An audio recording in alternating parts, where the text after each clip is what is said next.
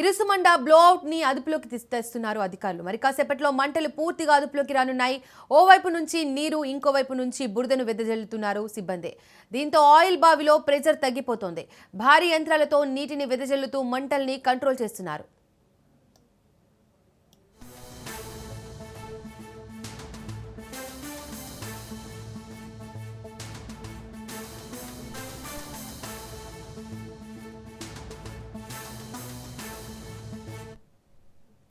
పచ్చని కోనసీమలో బ్లోఅవుట్ ప్రజలను మరోసారి భయభ్రాంతులకు గురిచేసింది. భీకర ధ్వనితో పేలుళ్లు, భారీగా ఎగసిన మంటలతో ఏం జరుగుతుందో తెలియని పరిస్థితుల్లో స్థానికులు ఇళ్లను వదిలి సురక్షిత ప్రాంతాలకు తరలివెళ్లారు. మకిలిపురం మండలం ఇరుసుమండలోని మోరి 5 డ్రిల్లింగ్ సైట్లో సోమవారం 12 గంటల సమయంలో గ్యాస్ లీకేజీ ఆరంభమైంది. 12:30 గంటల కల్లా నిప్పు అంటుకోవడంతో అగ్నిజ్వాలలు ఎగిసిపడ్డాయి. ఈ ఘటనతో సమీపంలోని ఇరుసుమండ, లక్కవరం గ్రామస్తులు తీవ్ర భయాందోళనకు గురయ్యారు.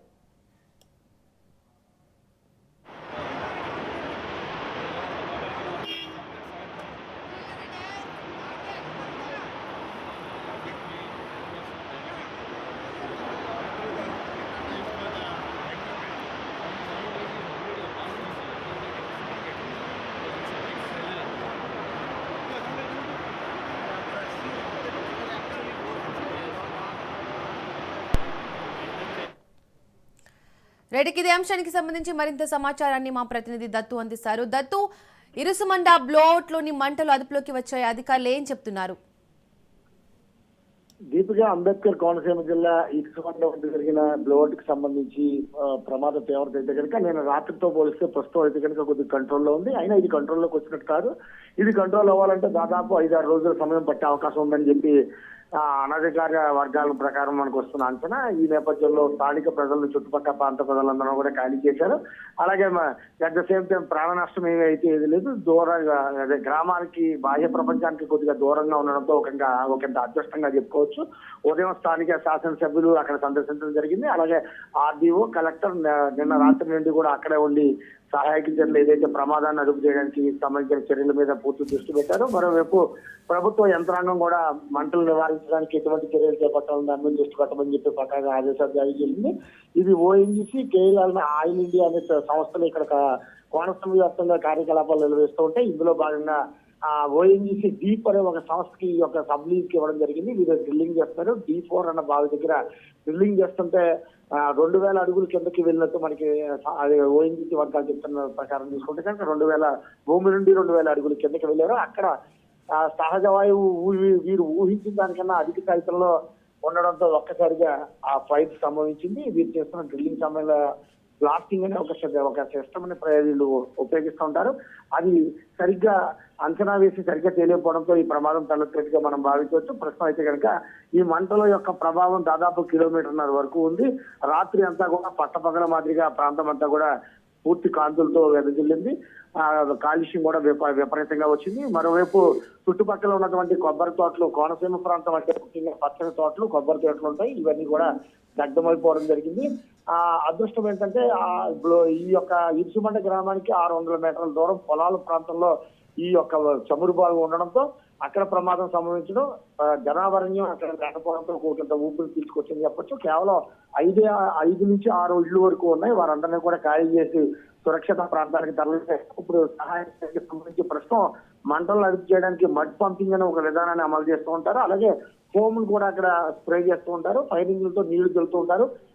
యాక్చువల్ గా భారీ స్థాయిలో మంటలు ఎగిసిపడుతున్నప్పుడు నీళ్లతో చెల్లితే ఆ యొక్క కంట్రోల్ రాదు. నీరు వేస్తే ఇంకా మంట మరింత చెలరేకపోయే అవకాశం ఉంటుంది. Present mud pumping and foam, chemical రసాయనాలు వెదజల్లడం ద్వారా చుట్టుపక్కల ప్రాంతాలకి ఈ యొక్క మంటలు చెలరేకుండా ఉండడం చేస్తుంటారు. మరోవైపు గ్యాస్ వచ్చినప్పుడు ఇది భూమి నుంచి తీసిన గ్యాస్ ఇది 5 నుంచి 6 అడుగులు 10 అడుగుల లోపు ఎవాపరేట్ అయి ఉంటుంది. అంటే భూమికి దగ్గరలోనే భూమి పొరల పైనే ఉంటుంది. దాంతో ఊపిరి తీసుకోవడానికి కూడా పెద్ద ఎత్తున ఇబ్బందులు తలెత్తే అవకాశం ఉంది. దాంతో ముందు స్థానికుల నుంచి ఖాళీ చేయించి ఆ గ్యాస్ ప్రభావం అంతగా లేకుండా చేయడానికి అధికార యంత్రాంగం ఈ యొక్క ఫోమ్, కెమికల్స్ ని జరుగుతోంది. అలాగే మంటలను అదుపులోకి తీసుకురావడానికి మడ్ పంపింగ్ బురద నీటిని ఆ యొక్క బావులకి జరుపుతుంటారు. ఆ ప్రయత్నం కూడా చేస్తారు. అయితే ఎన్ని ప్రయత్నాలు చేసినప్పటికీ కూడా దీన్ని కంట్రోల్ చేయాలంటే కనుక గుజరాత్ అలాగే ముంబై వంటి ప్రాంతాల్లో ఉన్నటువంటి శాస్త్ర సాంకేతిక నిపుణులు ఇక్కడికి వచ్చి ఈ యొక్క దీన్ని కంట్రోల్ చేస్తే కానీ అదుపులోకి రాని పరిస్థితి ఉంటుంది. ప్రస్తుతం ఆ విధంగా చర్యలు చేపడతారు. ప్రస్తుతం ఆ ఫైర్ ఇంజిన్లు లేకపోతే ఈ మంటలను అదుపు చేయడానికి తీసుకోవాల్సిన అత్యాధునిక సాంకేతిక పరిజ్ఞానం రప్పించడానికి అధికార యంత్రాంగం కృషి చేస్తోంది. దీపిక, దత్తు, మంటల్ని అదుపు చేయడానికి ఇంకెంత సమయం పట్టే అవకాశం ఉందని చెప్తున్నారు అధికారులు? అంటే మంటల్ని అదుపు చేయాలంటే, మంటల్ని అదుపులోకి రావాలంటే కనుక ఇది భూమి లోపల దాదాపు 2,500 అడుగుల లోపల నుంచి వస్తున్న సహజ వాయువు. దీన్ని వీళ్ళు ఎక్స్పెక్ట్ చేసిన దానికన్నా అధికంగా అపార నిల్వలు ఉన్నాయి. అయితే దానికి తగ్గట్టు ఎక్విప్మెంట్ వీరు లేదు. రక్షణ వ్యవస్థకి సంబంధించినటువంటి వీరు ఊహించిన దానికన్నా ఎక్కువ ఉండడంతో వీరు కూడా ఆ స్థాయి సామాగ్రిని సమకూర్చుకోవాల్సి ఉంటుంది. మరోవైపు మంటలు అదుపులోకి రావాలంటే కనుక ముందు పూర్తిగా బావిలో గ్యాస్ అయిపోవాలి. లేకపోతే ఆ బావికి అనుసంధానంగా పక్కన డైవర్షన్ ఏమైనా పైప్ లైన్లు కూడా ఏర్పాటు చేస్తూ ఉంటారు. ఎందుకంటే ఇటువంటి డ్రిల్లింగ్ చేసినప్పుడు పైపుని నిటారుగా భూమిలోకి దించకుండా పక్కకి అండర్ పాస్ కూడా చేస్తూ ఉంటారు. దానికి కారణం ఏంటంటే ప్రెజర్ తగ్గించి ఒకవేళ ప్రమాదం కనుక సంభవిస్తే కనుక ఈ డైరెక్ట్ గా పైప్ లైన్స్ లో కాకుండా పక్కకి సైడ్ కన్వర్ట్ చేయడానికి, డైవర్ట్ చేయడానికి వివిధ రకాల పైప్ లైన్లు ఉపయోగిస్తూ ఉంటారు. ఆ పైప్ లైన్ ఇక్కడ ఉపయోగించారా లేదా అన్నది మనకి తెలియని విషయం. ప్రస్తుతం ఆ పైప్ లైన్ కనుక ఉంటే ఇప్పుడు వస్తున్న గ్యాస్ ని డైవర్ట్ చేయొచ్చు. డైవర్ట్ చేసి పక్కదారి పట్టించవచ్చు. పక్కదారి పట్టిన తర్వాత కొంతవరకు ప్రెజర్ తగ్గుతుంది. ప్రెజర్ తగ్గించిన ఇక్కడ మంటలు కంట్రోల్ చేసి ఆ మంటలు కంట్రోల్ చేసిన తర్వాత దానికి సీల్ క్యాపింగ్ అని చెప్పి ఒకటి ఉంటుంది, వాల్వ్ సిస్టమ్ అనేది ఒకటి ఉంటుంది. ఈ రెండిట్లో ఏదో ఒక దాన్ని ఎంచుకుని అక్కడ సూటబుల్ ఏదైతే ఉందో దానికి అక్కడ డ్రిల్ చేసి దాన్ని వేయాలి. దీన్ని వేయాలంటే మంటల్లో పనిచేసే యంత్రాలు కావాలి. ముందు వాటిని ఆ పరిజ్ఞానం వీరి దగ్గర ఈ టీప్ సంస్కారం ఉందా లేదా చూడాలి. ఎందుకంటే ఇది యాక్చువల్గా పైప్ లైన్ లోంచి వస్తున్న గ్యాస్ అయితే కనుక ఈ పాటికే కంట్రోల్ చేసే అవకాశం ఉంటుంది. ఎందుకంటే దాని ఇన్లెట్స్ అవుట్లెట్స్ రెండు కంట్రోల్ చేస్తే ఆటోమేటిక్ గా పైప్ లైన్ లో ఉన్న గ్యాస్ కంట్రోల్ అవుతుంది. కానీ ప్రస్తుతం ఇది బావిలోంచి ఎగటపడుతున్న మంటలు కావడంతో బావికి నిటారుగా సమాంతరంగా ఏమైనా మరొక పైప్ లైన్ నిర్మించారా లేక దాని తగ్గ సేఫ్టీ మెజర్స్ తీసుకున్నారా లేదా అన్న విషయం ఇంకా ఓఎన్జీసీ అధికారికంగా ప్రకటిస్తే కానీ మనకు తెలియదు. ఓఎన్జీసీ మేము రాత్రి ఒక సమాచారం ఇచ్చింది. ప్రస్తుతం ఏదైతే ఇసుమంట వద్ద జరిగిన ప్రమాదానికి సంబంధించి ప్రాణ నష్టం అయితే ఏమీ లేదు. కొంత పంట నష్టం ఉన్నమాట మాత్రం వాస్తవం. దానికి సంబంధించి ఆ మంటలను అదుపులో తీసుకోవడానికి సాధ్యమైనంత త్వరగా మా వంతు ప్రయత్నం చేస్తామని చెప్పి అధికార యంత్రాంగం చెప్తుంది. ప్రస్తుతానికి కాలం చెల్లిన పైపులు కూడా ఈ యొక్క కోనసీమ ప్రాంతంలో ఉన్నాయి. ముఖ్యంగా మనం భయపడే విషయం ఏంటంటే ఒకవేళ కనుక ఈ పైపు పక్కకి కనుక వ్యాపిస్తే కోనసీమ వ్యాప్తంగా దాదాపు 145 వరకు బావిలు ఉన్నాయి. అలాగే 145 బావులని అనుసంధానం చేస్తూ అండర్ గ్రౌండ్ లో పైప్ లైన్స్ ఉన్నాయి. ఆ పైప్ లైన్స్ కనుక ఈ మంటలు కలిగిస్తే ఈ యొక్క ప్రమాదం మరింతగా ఇబ్బంది పెట్టే అవకాశం ఉంది. ప్రస్తుతం అయితే కనుక ఆ మంటలను అదుపు చేయాలంటే మనకున్నంత మడికి 4-5 రోజులు పక్కాగా పట్టే అవకాశం ఉంది. దీపిక, దత్తు, జనావాసానికి ఎంత దూరంలో ఈ ఇరుసుమండ బ్లోట్ మంటలు ఎగిసిపడుతున్నాయి? జనావాసానికి అయితే కనుక ఇరుసుమండ గ్రామానికి 600 మీటర్ల నుంచి 500 మీటర్ల దూరం ఉందని చెప్పి ఓఎన్జీసీ అధికార యంత్రాంగం నిన్న ఇచ్చిన సమాచారం చెప్తోంది. అయితే ఇది పక్కాగా అయితే పంట పొలాల్లోనే ఉంది.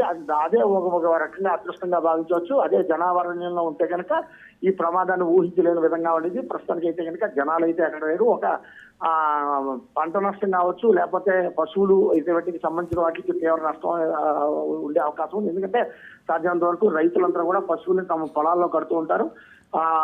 పశువులు కానీ లేకపోతే పంట నష్టం మీద ఎక్కువగా ఉండే అవకాశం ఉంది తప్ప ప్రాణ నష్టం అయితే ఏం లేదని చెప్పొచ్చు. జనావాసాల్లో లేకపోయినా నిత్యం పొలం చేసుకోవాలంటే ఆ దారి గుండానే జనాలు రైతులు వెళ్తూ ఉంటారు, వస్తూ ఉంటారు.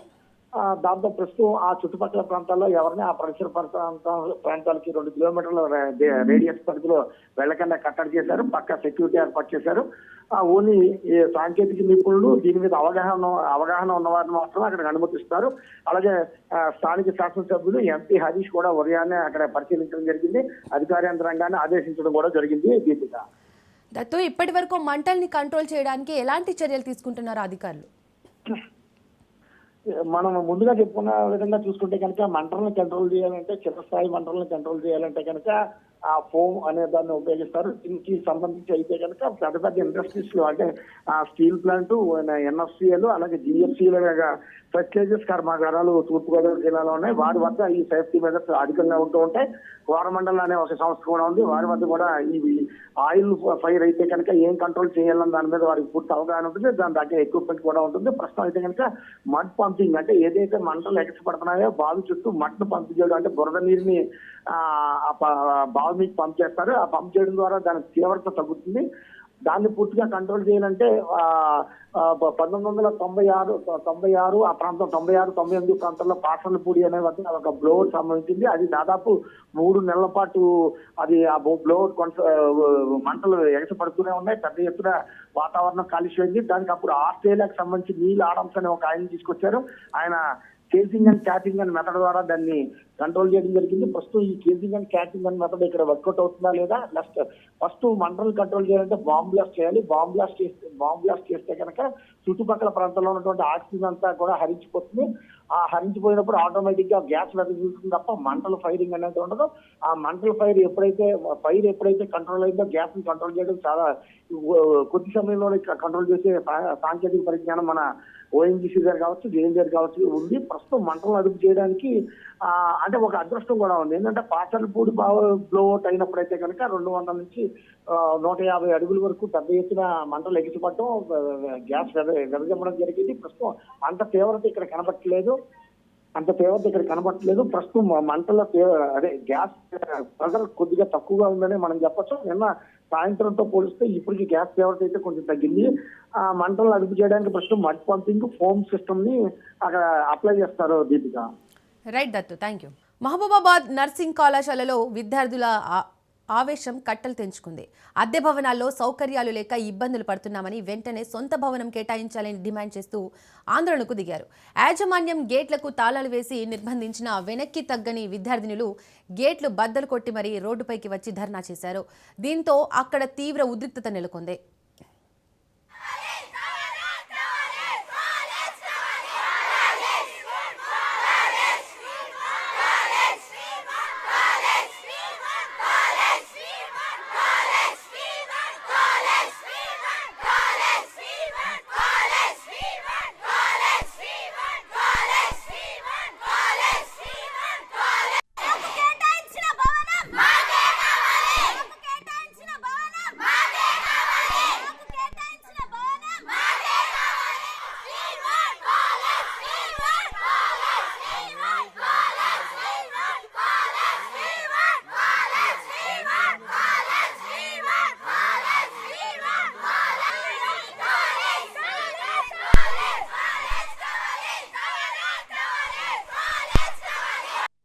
మేము తీవ్ర ఇబ్బందులకు లోనవుతున్నాము. మాకు సరైన భవనం లేక, సౌకర్యాలు అనేటివి లేక మేము చాలా ఇబ్బందులకు గురవుతున్నాము.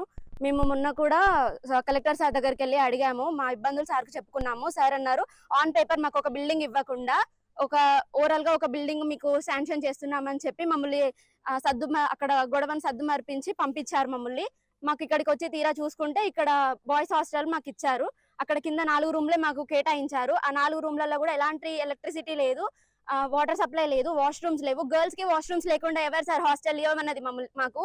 దట్టు బాయ్స్ రెసిడెన్స్ బాయ్స్ పైన ఉంటారంట, గర్ల్స్ కింద ఉంటారంట. ఇట్లానే ఉంటారా వేరే హాస్టల్స్ లలో, వేరే కాలేజెస్ లలో? బాయ్స్ రెసిడెన్స్ ఏమో అక్కడ ఉంటది, గర్ల్స్ ఏమో కింద కూర్చొని చదువుకోవాలా? ఎక్కడుంది సార్ ఇది? మాకు ఎట్లుంటది సార్ సేఫ్టీ? మాకొద్దు. మాకు ఆన్ పేపర్ ఒక బిల్డింగ్ ఇస్తే ఇవ్వండి, అన్ని సౌకర్యాలతోటి వసతులతోటి మాకు ఒక బిల్డింగ్ ని మాకు కేటాయించండి. నర్సింగ్ వాళ్ళ కోసమని ఎస్టాబ్లిష్ చేసిన కాలేజ్ ని తీసుకొని ఎంబీబీఎస్ వాళ్ళకి ఇచ్చారు. అంటే వాళ్ళు మాత్రమే మెడికల్ రూటా? మేము మెడికల్ రూట్ కాదా? మేము కూడా చేసే సర్వీసే కదా, మెడికల్ సర్వీసే కదా. మాకంటూ మా కాలేజ్ లో ప్రాక్టికల్ స్కిల్స్ నేర్చుకోవడానికి ల్యాబ్స్ అంటూ ఏమీ లేవు. మేము ప్రాక్టికల్ స్కిల్స్ నేర్చుకోండి, మేము బయట హాస్పిటల్కి వెళ్ళి సర్వీస్ ఎట్లా ఇస్తాం? మాకు అన్ని సౌకర్యాలు ఉండే. రైట్, ఈ ఘటనకు సంబంధించి మరింత సమాచారాన్ని మా ప్రతినిధి చంద్రశేఖర్ అందిస్తారు. చంద్రశేఖర్, మహబూబాబాద్ నర్సింగ్ కళాశాలలో విద్యార్థుల ప్రధానంగా వారి డిమాండ్స్ ఏంటి? యాజమాన్యం ఏం చెప్తుంది? దీపిక, ఏదైతే మహబూబాబాద్ జిల్లా కేంద్రంలోని ప్రభుత్వ నర్సింగ్ కళాశాల నూతనంగా నిర్మించిన కళాశాల భవనాన్ని, అన్ని వసతులతో సహా నిర్మించిన కళాశాల భవనాన్ని ప్రభుత్వ ఎంబీబీఎస్ కాలేజీకి కేటాయించడంతో ఒక్కసారి కేటాయించారు. ఈ నేపథ్యంలోనే ఇటు విద్యార్థులు ఎవరైతే అమ్మాయిలు నర్సింగ్ కళాశాలలో చదువుకుంటున్నారో వాళ్ళ కోసం వేరే భవనాన్ని కేటాయించారు. ఆ భవనంలో వసతులు లేవు. ఒక పక్క 5 ఫ్లోర్లోనేమో అబ్బాయిలు విద్యార్థులు చదువుకు అబ్బాయిలు ఉండే విధంగా, కింది ఫ్లోర్ లో అమ్మాయిలు నర్సింగ్ విద్యార్థులు ఉండే విధంగా ఆ భవనం కేటాయించడమే కాదు, దాంట్లో ఎలాంటి ఎలక్ట్రిసిటీ వసతులు లేవు. అలాగే వాష్రూమ్స్ కూడా సరైన వాష్రూమ్స్ లేవు.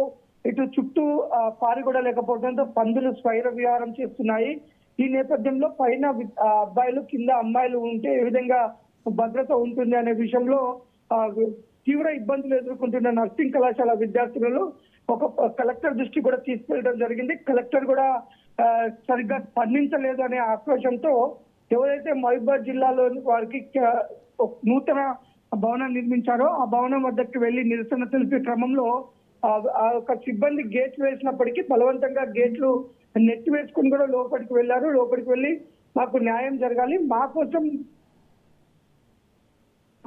వైద్య కళాశాల విద్యార్థుల కోసం కేటాయించారు. ఇప్పుడు మమ్మల్ని అరకొర సదుపాయాలున్న దాంట్లో 240 పైగా విద్యార్థినులు మేము ఇటు వాష్రూమ్స్ లేక సరైన సదుపాయాలు లేక అనేక ఇబ్బందులు పడుతున్నాం. ఇప్పటికైనా జిల్లా కలెక్టర్ స్పందించి మాకు కోసం నిర్మించిన భవనమైనా లేదంటే అన్ని వసతులు ఉన్న భవనం కేటాయించాలి, లేదంటే మాత్రం ఉద్యమాన్ని తీవ్రంగా ఉధృతం చేస్తాం, మాకు న్యాయం చేసేంత వరకు కూడా మేము పోరాటం చేస్తామని విద్యార్థులు చేస్తున్న పోరాటానికి అయితే కొద్దిగా ప్రజల సైడ్ నుంచి కూడా స్పందన వస్తుంది. అధికారులు కూడా అమ్మాయిలు కాబట్టి వారికి కావాల్సిన అన్ని వసతులు ఉన్న భవనాన్ని కేటాయించాలని కోరుకుంటున్నారు. Deepika. Right Chandrasekhar, thank you.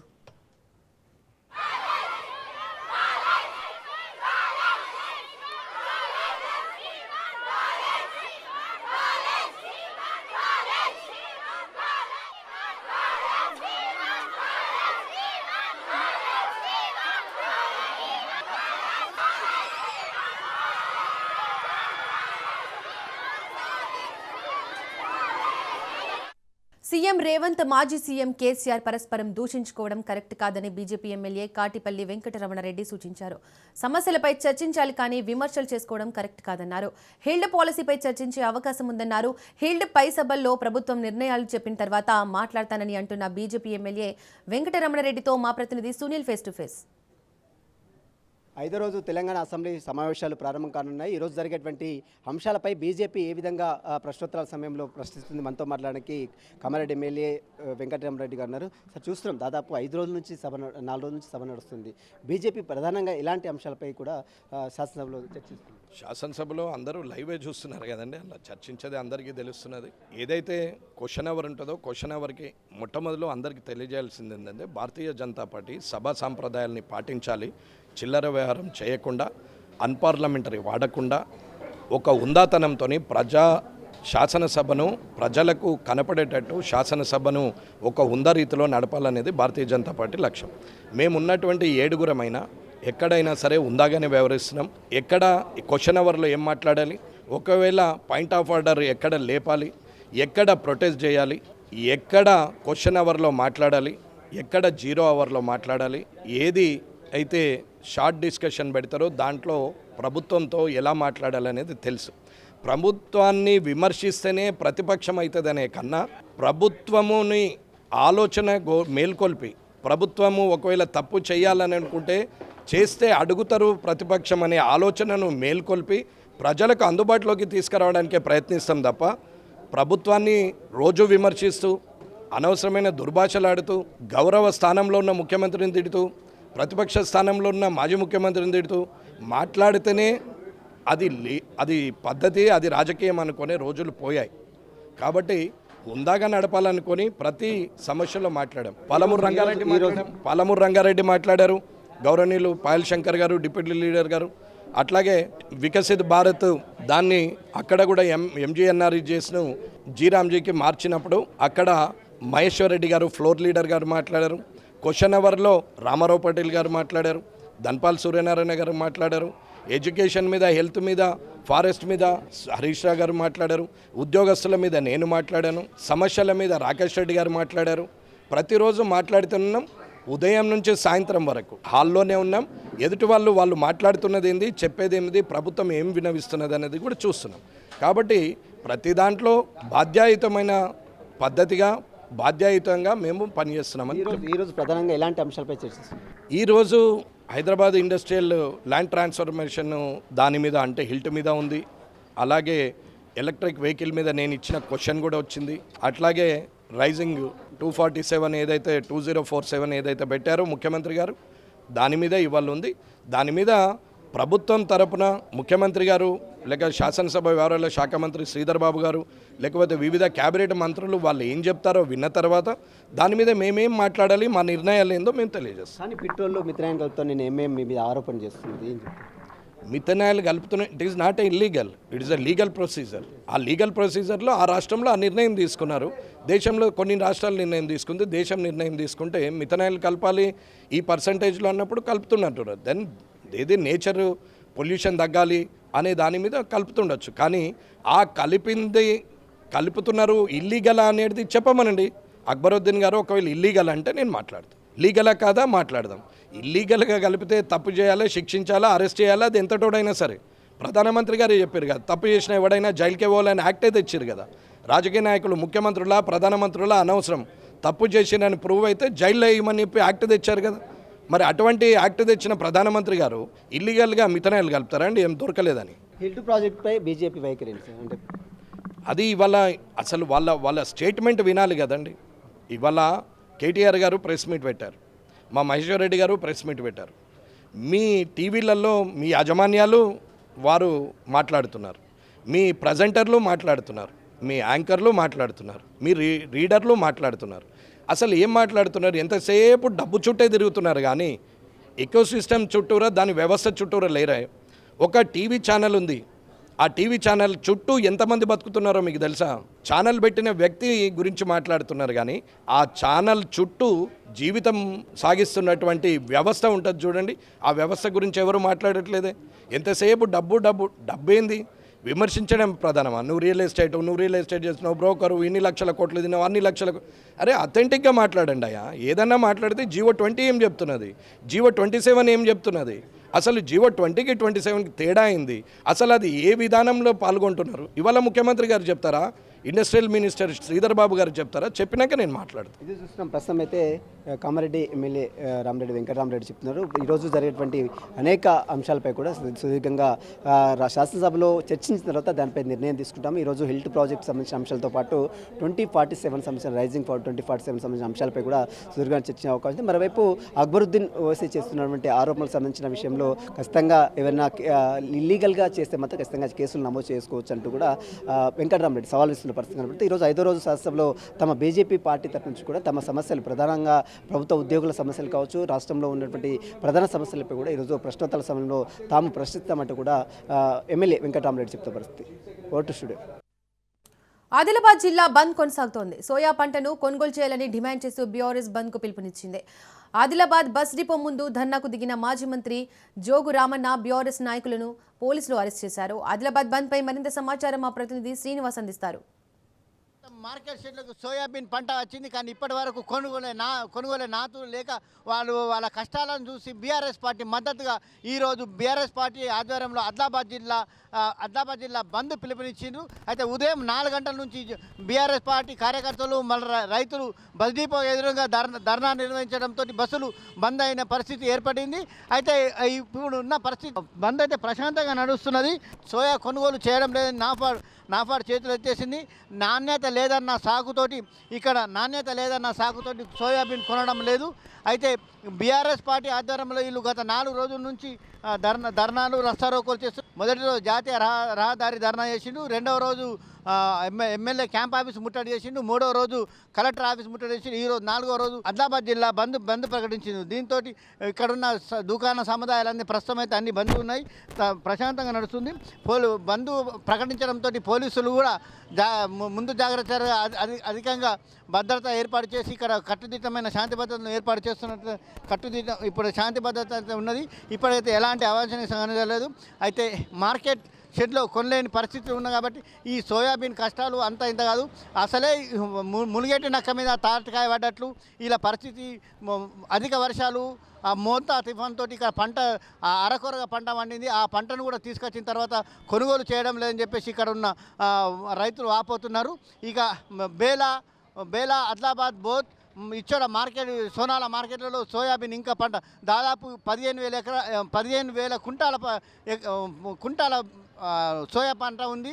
వాటిని కొనాలని, వాటిని కాపాడడం కోసం వాళ్ళు గత 50 రోజుల నుంచి చల్లో ఉంటూ ఆ పంటను కాపాడుతున్నారు. కానీ రంగు మారిందన్న ఒక చిన్న కారణంతో వాళ్ళు ఇప్పుడు కొనడం లేదు. ఏదేమిటికని ఇప్పటికైనా కానీ కేంద్ర రాష్ట్ర ప్రభుత్వాలు రైతుల మీద సానుభూతి కలిగించి వాళ్ళు కొనుగోలు చేయాలని చెప్పి ఇక్కడ రైతులు మరియు టీఆర్ఎస్ నాయకులు కోరుతున్నారు. ఇది ఇక్కడున్న బంద్ యొక్క ప్రభావం. నెల్లూరు జిల్లా కొత్త వంగల్లు గ్రామంలో దారుణం చోటు చేసుకుంది. కోటేశ్వరమ్మ అనే మహిళను గుర్తు తెలియని వ్యక్తులు హత్య చేశారు. కోటేశ్వరమ్మ భర్త చనిపోవడంతో ఒంటరిగా జీవిస్తోంది. దుండగులు కోటేశ్వరమ్మను అత్యంత కిరాతకంగా కొట్టి చంపారు. పోలీసులు కేసు నమోదు చేసుకుని దర్యాప్తు చేస్తున్నారు.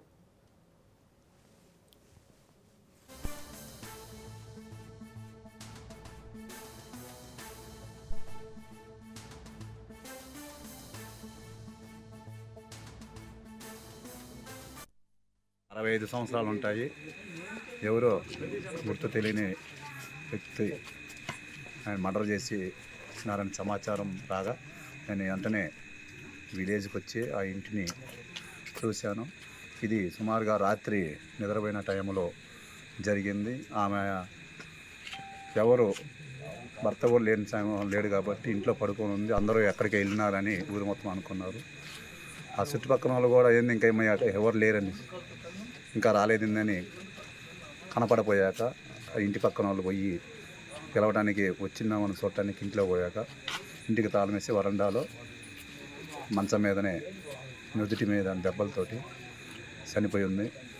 ఎవరో ఇదంతా గుర్తు తెలియని వ్యక్తులు చేసినారు.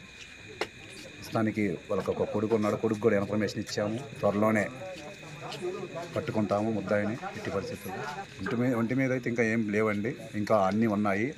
ఉంగరము, శివకమ్మలం అటువంటి ఏమీ లేవు. అటువంటి ఏమైతే పోలేదు. ట్యాక్స్ కవర్ కోస్టింగ్ అన్నీ వచ్చిన తర్వాతనే ఫైనల్ చేసి మళ్ళీ తర్వాత నష్ట ఫర్దర్ ఏందో మీకు మళ్ళీ చెప్తాము. షేర్ మార్కెట్లో పెట్టుబడుల పేరుతో భారీ మోసానికి పాల్పడ్డాడు అమర్దీప్. డిజిటల్ డిపాజిట్ల పేరుతో 850 కోట్లు కాజేశాడు. ఈ కేసులో ఇప్పటికే ఫాల్కన్ సీఈఓతో పాటు అమర్దీప్ సోదరుడు అరెస్ట్ అయ్యారు. స్కామ్ వెలుగులోకి రాగానే అమర్దీప్ దుబాయ్ పారిపోయాడు. అమర్దీప్పై లుకౌట్ నోటీసులు జారీ చేశారు. ఇమ్మిగ్రేషన్ అధికారుల సమాచారంతో అమర్దీప్ను పోలీసులు అరెస్ట్ చేశారు.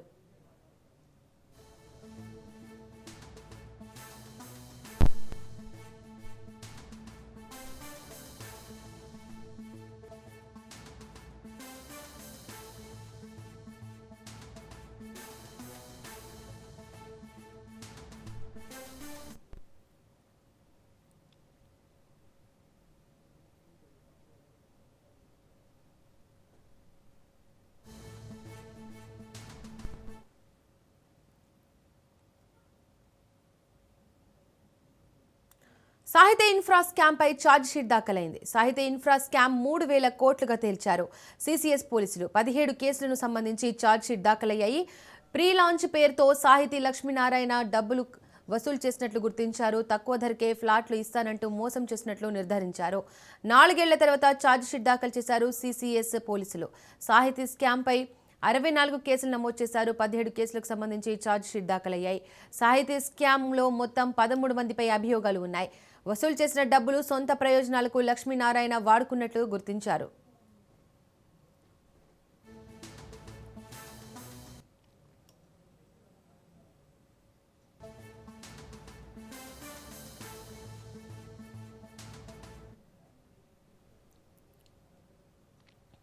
ఢిల్లీలో వాతావరణ కాలుష్యం ప్రమాదకర స్థాయికి చేరింది. తాజాగా ఢిల్లీ గాలిలో ప్రమాదకర బ్యాక్టీరియాను జేఎన్యూ సైంటిస్టులు గుర్తించారు. యాంటీబయాటిక్స్ కు సైతం లొంగని సూపర్ బగ్ అని నిర్ధారించారు. ఢిల్లీలోని మురికివాడలు, రద్దీ ప్రాంతాల్లో బ్యాక్టీరియా జీవం పోసుకుంటున్నట్లు గుర్తించారు. WHO పరిమితి కంటే 16 రెట్లు అధిక ప్రమాదకరమని, అందరూ జాగ్రత్తగా ఉండాలని హెచ్చరికలు జారీ చేశారు. న్యూమోనియా, బ్లడ్ ఇన్ఫెక్షన్ కు కారణమవుతోందని సూచించారు. ఇదిలా ఉండగా ఇవాళ ఉదయం ఢిల్లీలో గాలి నాణ్యత సూచిక ప్రమాదకర స్థాయిలో నమోదైంది. Central pollution pollution control board ప్రకారం ఇవాళ ఉదయం రాజధాని నగరంలో ఓవరాల్ AQI లెవెల్స్ 384గా నమోదైంది. నగరంలోని పలు ఎయిర్ మానిటరింగ్ కేంద్రాల్లో గాలి నాణ్యత సూచిక 400 మార్కును దాటి తీవ్రమైన కేటగిరీలో నమోదైంది. పలు ప్రాంతాలు అత్యంత ప్రభావిత ప్రాంతాలుగా అధికారులు ప్రకటించారు.